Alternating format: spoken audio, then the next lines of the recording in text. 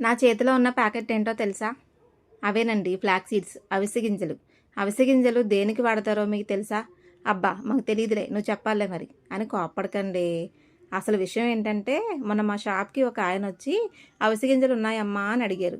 లేవండి అన్నాను. అసలు ఇయి దేనికి వాడతారమ్మా? మా ఆవిడైతే రోజు తీసుకురమ్మని చెప్తుంది. నేనేమో మర్చిపోతున్నాను అని అడిగారు. అబ్బా! అయితే మీకు అసలు ఏమీ తెలీదా అవిసె గింజల గురించి అంటే, అబ్బా! తెలీదమ్మా అన్నారు. సరే చెప్తాను చూడండి. ఫస్ట్ అయితే ఇవి హెయిర్‌కి ఎక్కువగా వాడతారండి. అవిసె గింజల్ని ఉడకపెట్టేస్తే జెల్ వస్తది.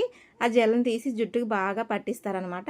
దానివల్ల జుట్టు బాగా పెరుగుతుంది, స్మూత్‌గా ఉంటుందని వాడతారండి అన్న.